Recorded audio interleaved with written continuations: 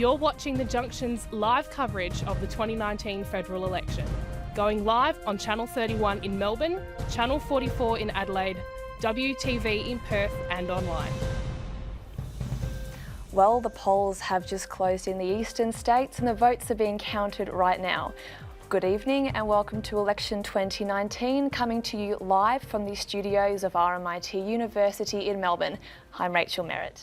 And I'm Ari Borbo-Ness. We're broadcasting to you live from the studios of RMIT University in Melbourne, going out on Channel 31 in Melbourne, Channel 44 in Adelaide, WTV in Perth, and on community radio stations across Australia. Over the next 2 hours, we will be bringing you the latest on the federal election counting with our team of students at the crucial polling booths, keeping an eye on what's been happening. For the first time for a live national election coverage, the TV reporting team is made up of students from universities all over Australia, including WA, Queensland, where I'm from, and New South Wales and South Australian universities in Melbourne, including, of course, RMIT, where we're broadcasting from. The students from these universities are all part of The Junction, a cooperative website between the universities covering the election.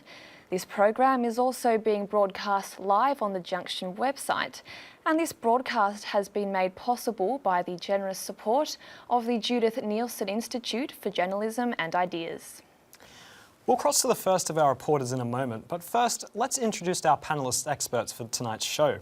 From Monash University, lecturer in politics, Dr Paul Strangio, who's been looking at the issues that have affected the election campaign. How you going, Paul? Joining Paul is someone who knows the ins and outs of federal politics, author of a book about Julia Gillard, Mary Delahunty. Mary, can I start with you? What sense are you getting from electorates at this early stage? Well, it's, as they say, very early. It's probably about 10 votes have been counted already, Ari. But there is a sense in the community that perhaps a change is on. That's certainly been the argument from the opposition. The Labor Party has been running a very positive, forthright campaign with a suite of policies and the argument that it is time to change. The government has said, no, don't risk change. What you see is what you're probably going to get if you re-elect the Morrison government. But there is a feeling that the climate issue has been predominant this time, and also that more young people have enrolled to vote, and who knows which way they will fall. But in the past, of course, the younger the voter, the more progressive has been their choice. So it could be tonight a change in the tectonic plates of politics in Australia.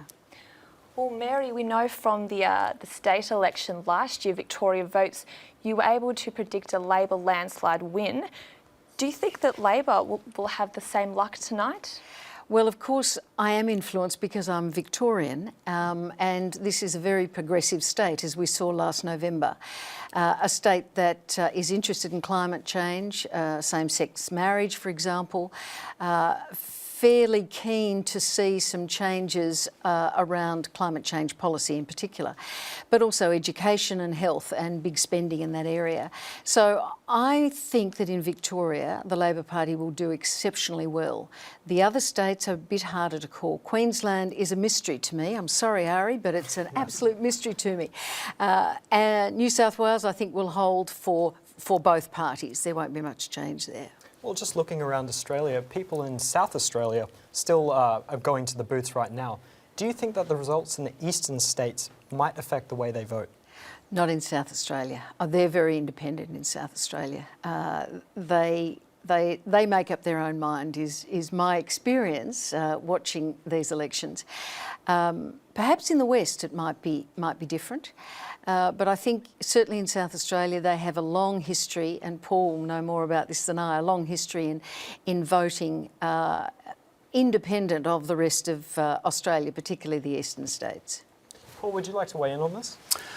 Well, I think it's true that there's considerable regional variation between the states, and Mary has already noted that Victoria is a very different place politically, and it has a very different political culture.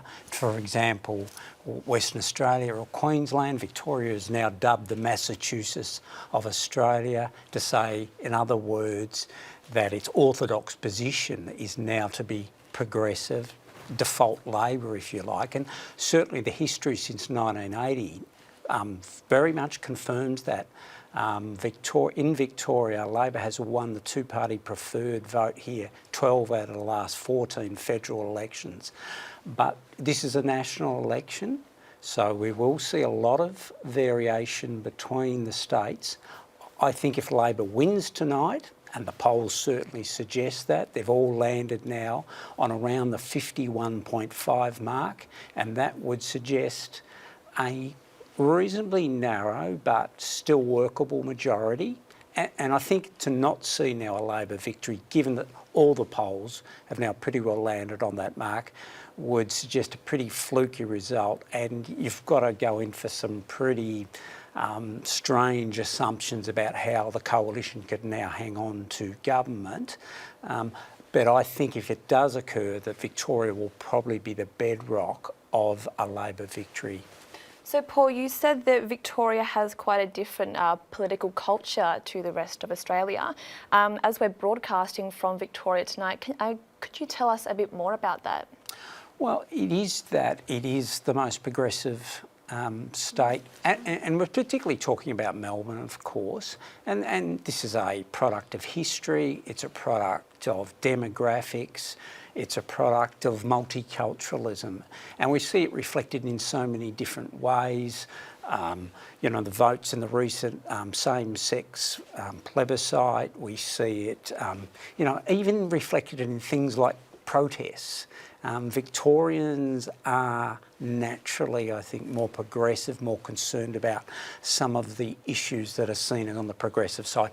And climate change is clearly an issue that has become to exemplify that, and I think will be reflected again in this result here. The Liberal Party is struggling here in Victoria, and one of the reasons undoubtedly has been the view, and this includes voters who normally actually side with the Liberal Party. This is the view that the Liberal Party has dropped the ball on that, has been paralysed, divided. And we saw, I think, a sense of this obviously at the state election, and now the key question is, will that also be manifest tonight federally?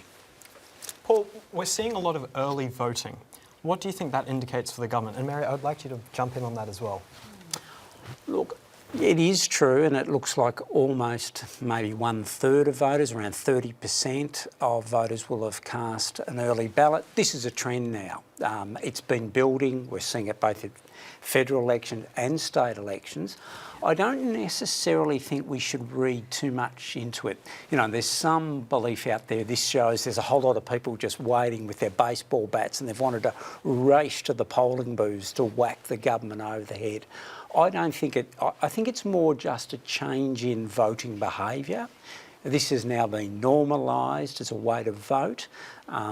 And it is one interesting element of this is what issues it creates for the count tonight. We saw in the state election again in November, large pre-poll vote. Because those votes tend to come in late and they're hard to incorporate, it can cause some bumps in the count about mid-evening. Okay, we're going to have to just quickly move on from that one. Dr Paul Strangio, Mary, thank you for your insight. We'll be hearing from you across the evening. Feel free to interrupt us at any point with whatever you get coming in. Happy to do so. Thanks. Now we'll cross to Jessie Burns in the green room, who'll give us a rundown on what the key seats playing in this election are. Jessie. Yes, thanks guys. Well, Scott Morrison and Bill Shorten come into tonight's battle not only for the Prime Ministership, but also perhaps to decide the future of their political careers. Both entered politics at the 2000 election and have been shaping the parties they now lead pretty much ever since. Their rise, one could argue, almost mirrors each other. Morrison took the reins after the Turnbull government found itself in turmoil, and Shorten rose to the leadership out of the Rudd-Gillard saga back in 2013. At the end of this campaign, one will be Prime Minister and the other's political career, well, it might just be over. Which way will this election swing? We can take a look at some key seats now. So as you can see over here, there's a state in particular that Shorten will need to conquer, and that is Queensland. There are 30 seats up for grabs. Liberals hold 21. 4 are in regional Queensland. For all 4 of these seats, the Adani coal mine looms as a very divisive issue.